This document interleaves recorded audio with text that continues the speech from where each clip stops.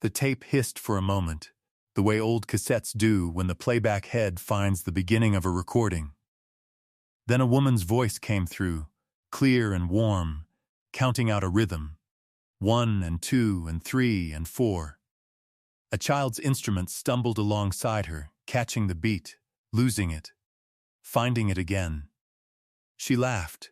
She said, "Try it once more, just like that." That was side A. On side B, there was a different recording, made on a different day, by a different hand. No music, no child learning.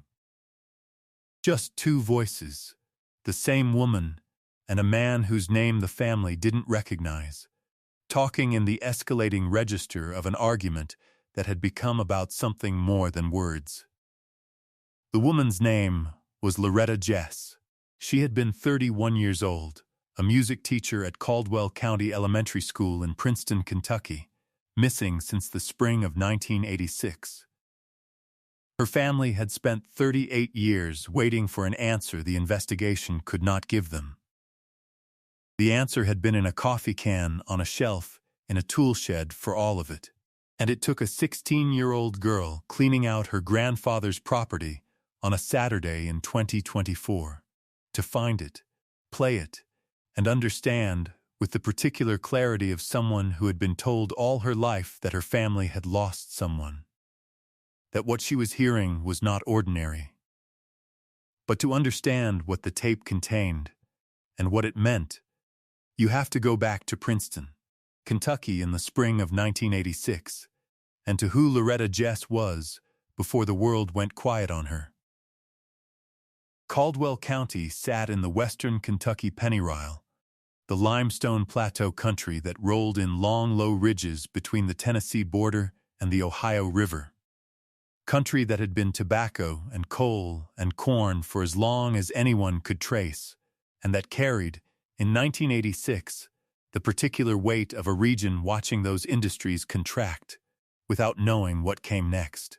Princeton was the county seat, a town of about 6,000, with a courthouse square, a Carnegie Library that had been operating since 1917, and a consolidated school system that served children from the town and from the county roads, and from the small communities with names that didn't appear on most maps. Fredonia, Otter Pond, Cobb. The school music program at Caldwell County Elementary had been running on a shoestring since the early 80s, when the district budget tightened along with everything else. It had survived in no small part because of Loretta Jess, who had been teaching there since 1979, and who had the particular gift of making a program feel essential to people who were otherwise inclined to view it as optional. She had organized concerts at the courthouse square in the summers.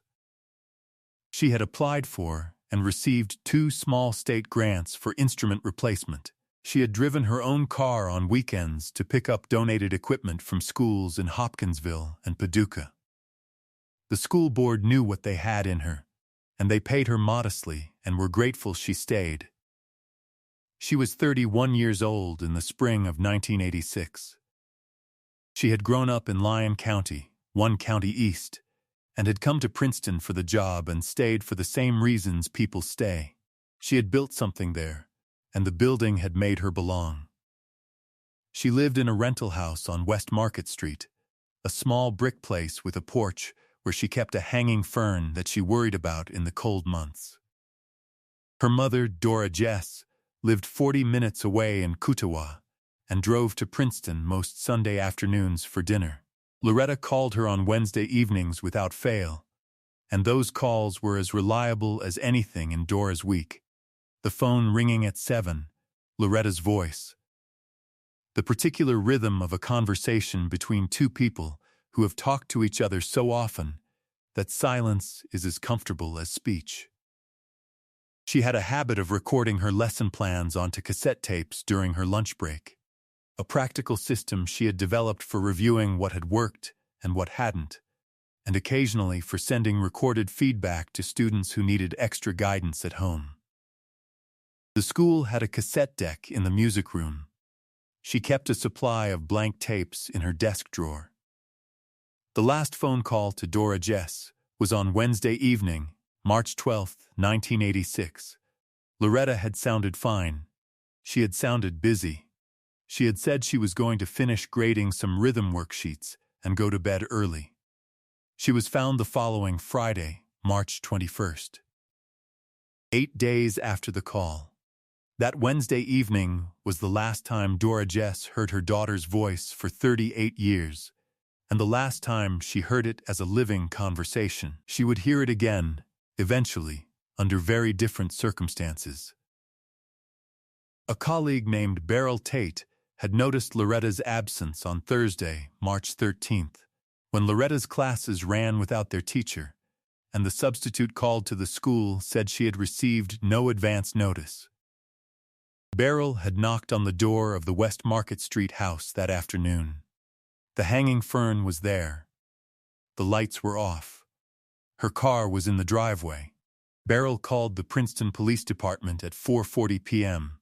on March 13th. The responding officer knocked, found no answer, and, noting the car, the dark windows, the unreturned calls, requested a welfare check be completed before dark.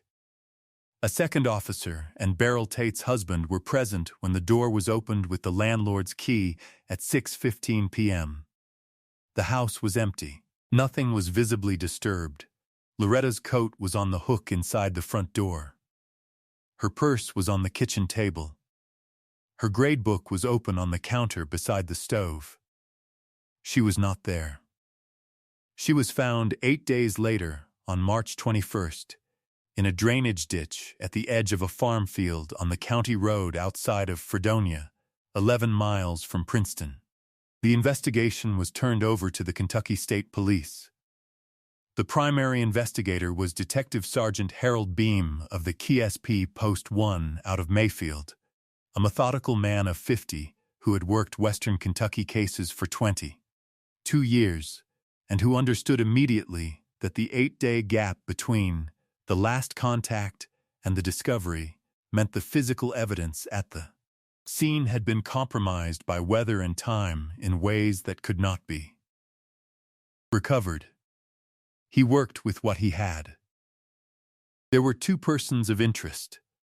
The first was a man named Gary Combs, who had briefly dated Loretta in 1984 before she ended the relationship.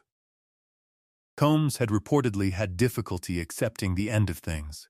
Beryl Tate told investigators that Loretta had mentioned his behavior as recently as the previous fall, when he had appeared at a school concert without invitation and stood at the back watching. Beam located Combs and interviewed him twice in the spring of 1986.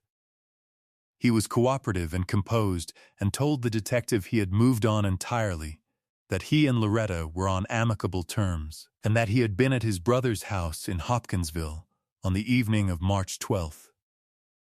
His brother confirmed it. 3 other people placed him in Hopkinsville that week. He was cleared. The second person of interest was a man who delivered propane to properties in the area and who had a prior record for a property offense. He was located, interviewed, and cleared by an alibi documented through fuel delivery records. Beam noted, in his investigative file, a detail that had been mentioned by one of Loretta's colleagues and that he could not substantiate. That Loretta had told a friend in February that she had been having trouble with someone from outside the school. Not a colleague, not Combs, someone she had declined to name, but whose behavior had made her uncomfortable. The friend had not pressed for details. Loretta had said she could handle it. That detail went into the file and stayed there. There was no name to attach it to. The lead went nowhere. The investigation ran actively for 7 months and then entered a holding pattern. Beam retired in 1991. The file was transferred to the Cold Case Division of the KISP. Dora Jess called the Cold Case Unit every year in March, on or near the anniversary of when Loretta had last been heard from, and the detective who answered was always courteous and always had nothing new to tell her. Loretta's classroom at Caldwell County Elementary was given to the next music teacher in the fall of 1986. The cassette deck was still there. The instrument storage closet still carried some of the donated equipment she had sourced from Hopkinsville and Paducah. The new teacher, arriving in August, had found the remains of someone's careful system and done her best to understand it and carry it forward. By 1993, 7 years had passed. Dora Jess had moved from Kudowa to Princeton. She had made the decision quietly, without announcing it, and the people who knew her understood that she had moved to be closer to the place where Loretta had lived and worked, the way some grief navigates by proximity rather than distance. She attended the Caldwell County Elementary Spring Concert every year, sitting in the same seat in the gymnasium bleachers, listening to the children play. She had never told anyone why she came. She didn't need to. By 2001, 15 years on, Loretta's West Market Street rental house had been occupied by 4 different tenants. The hanging fern bracket was still on the porch ceiling. The landlord had left it because it was screwed in, and removing it required effort he hadn't made. Each new tenant had put something different in it. In 2001, it held a silk plant from a discount store. Nobody knew why the bracket was there. Dora Jess had a ritual. Every March 12th, the anniversary of the last Wednesday call, she made the drive to the Carnegie Library on the Princeton Courthouse Square, the library Loretta had used and liked. And she sat in the reading room for an hour with whatever book she had brought. And she read in the same building where her daughter had sometimes come to sit. And she considered this sufficient to the day. Harold Beam had retired from the KSP in 1991. He had sent a letter to the Cold Case Unit in 2004, on plain stationery, reminding them of the unnamed mail that Loretta had mentioned to her colleague in February of 1986. The one she had declined to name. The one she had said she could handle. He had never stopped thinking about that detail. He had nothing to add to it after 18 years. He sent the letter anyway. The unit acknowledged receipt. By 2015, Dora Jess was 84 years old and had macular degeneration that made the Carnegie Library reading room difficult to use. She had stopped driving. She had not stopped going to the March reading. Her neighbor took her now. The case had been cold for 29 years when the tool shed was cleaned out in the spring of 2024. But before we get to what was found inside it, and what happened when a 16-year-old girl pressed play, take a moment to like this video and subscribe. Every case on this channel comes from weeks of careful work, following threads that time would rather bury. Your support makes it possible to keep pulling them. Tell us in the comments where in the world you're watching from. Now let's get back to Loretta. In March of 2024, a 16-year-old girl named Cassidy Rowe spent a Saturday helping her mother clear out the tool shed on a property that had belonged to her maternal grandfather, who had died the previous November.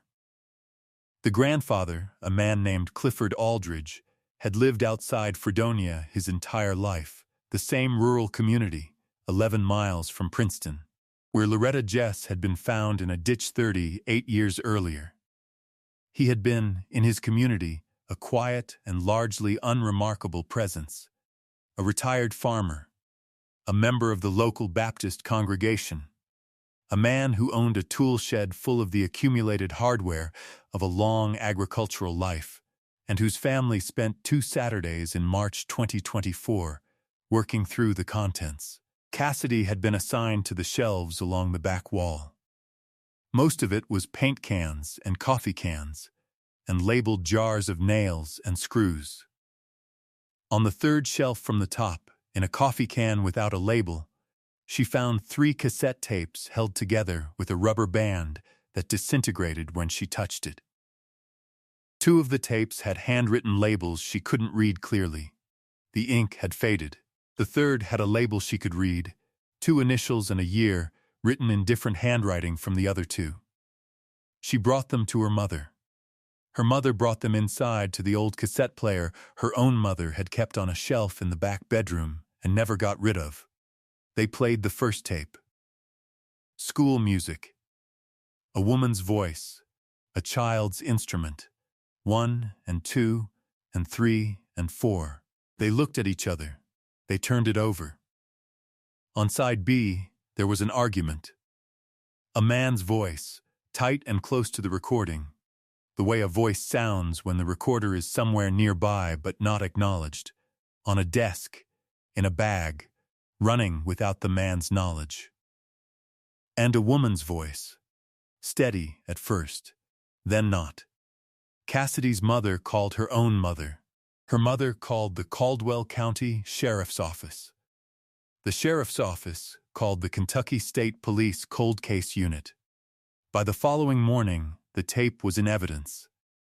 The detective assigned to the case was Lieutenant Paula Whitmore of the Cassette Cold Case Division, who had worked the Jess file twice in her career and had read Harold Beam's 2004 letter about the unnamed male. She listened to side B twice through. She had the audio enhanced by the State Forensics Laboratory in Frankfort. The enhancement took 11 days. What it produced was a recording of sufficient clarity to establish two things. First, the male voice, in a segment of the argument, referred to a specific piece of property, a field, a road, a location that matched the county road outside Fredonia, where Loretta Jess had been found in March of 1986. He had not been in Hopkinsville that week. He had been in Fredonia. Second, the voice itself. Enhanced, isolated, submitted to a voice analysis unit, and cross-referenced with a recorded law enforcement interview from 1986. It matched Gary Combs. The alibi he had given Harold Beam in April of 1986 had rested entirely on his brother's confirmation.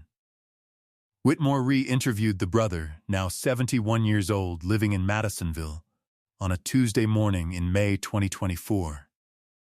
She played him a short section of the audio recording. She watched his face. She asked him whether he was prepared to stand behind the statement he had given in 1986. He was not. He said he had lied. He said Gary had called him from a payphone outside Princeton on the evening of March 12th and told him what he had done and told him what to say. He had said it. He had said it for 38 years. He said he had thought about it every March for 38 years. And that hearing the tape, hearing Loretta's voice, and then his brother's voice on the same piece of tape was the thing that finally made him understand he could not continue to carry what he had been carrying. Gary Combs was 67 years old. He had moved from Hopkinsville to a house outside Paducah sometime in the mid-90s. He had remarried. He had, by the account of people who knew him in Paducah, given the impression of a man with no particular past, pleasant enough, kept to himself, regular at the VFW on Tuesday evenings. He was arrested on a Thursday morning in June 2024. The warrant listed first-degree murder. He came to the door without the expression of a man surprised by what he found on his porch. He said nothing. He put his hands out. He was transported to Caldwell County. At his arraignment in Princeton, bail was denied. His attorney entered a not guilty plea on his behalf. Court records confirmed that the case was proceeding toward trial, and the recorded audio evidence, both the voice analysis and the brother's recantation, had been formally entered into the evidentiary record. The community of Princeton received the news with the particular mixture of disbelief and retrospective recognition that arrives when a case that has been cold for nearly 4 decades suddenly resolves. Several people who had been at the school in 1986 remembered Loretta. Several remembered Gary Combs from the concert he had attended without invitation, standing at the back. One woman said she had thought something was wrong about him that evening, that he had watched with an intensity that had seemed less like affection and more like something she didn't have a word for. She had been 24 years old at the time. She said she had a word for it now. Dora Jess was 93 years old. She was in a care facility in Princeton. The detective who brought her the news sat beside her and told her what had been found, and by whom, and what it had confirmed. She listened. She was quiet for a long moment. Then she asked if she could hear the tape. Lieutenant Whitmore played side A for her, 1 and 2 and 3 and 4. The child's instrument, the laugh, try it once more, just like that. Dora Jess closed her eyes. She did not open them for some time. Loretta Jess was 31 years old. She had spent 7 years building a music program out of a shoestring budget and donated equipment, and the particular stubbornness of a person who believed that children deserved to learn what sound could do. She had recorded her lessons onto cassette tapes during her lunch break because she wanted to do her job well enough to review it afterward. She had a hanging fern on her porch that she worried about in the cold months. She called her mother every Wednesday evening at 7, without fail, and those calls were as reliable as anything in Dora's week. She did not know, on the evening of March 12, 1986, that her cassette recorder was running when Gary Combs came to the door. She had been at her desk, working. The recorder had been on the corner of the desk, where she always kept it during the day. She may not have been aware it was still running. She may not have had time to reach it. What she had, without knowing she had it, was a record. She had spent her professional life teaching children that sound, once captured, outlasts the moment that made it. She had explained this to students in terms of music. How a melody written in 1750 could be played in a gymnasium in Kentucky in 1985 and fill the room as if it had just been born. She had believed this. She had organized her entire professional practice around the conviction that the act of recording something was the act of preserving it against loss. She was right. She simply could not have known that the most important recording of her career would be the one she didn't make on purpose. The tape survived in a coffee can for 38 years. It survived because Clifford Aldridge, who was not a complicated man, put things on shelves and left them there, and his granddaughter had been given the back wall. It survived because an old cassette player sat in a back bedroom without anyone seeing a reason to remove it. It survived because a 16-year-old girl on a Saturday in March, sorting through the hardware of a dead man's life, picked up a coffee can and looked inside. What does it mean that the evidence was there the entire time? That the answer to Dora Jess's 38 years of March drives to the Carnegie Library was sitting on a shelf 11 miles away? And what do you think it cost Gary Combs's brother to carry that knowledge for 38 years? And what finally made him put it down when he heard the tape? Leave your thoughts in the comments. We read every one. Loretta Jess spent her life teaching children that sound outlasts the moment that makes it. She was right. The tape held. The voice held. And after 38 years of silence, Loretta's own recording, made on an ordinary lunch break, in an ordinary music room, in a small Kentucky school, was the thing that finally told the truth about what had been done to her.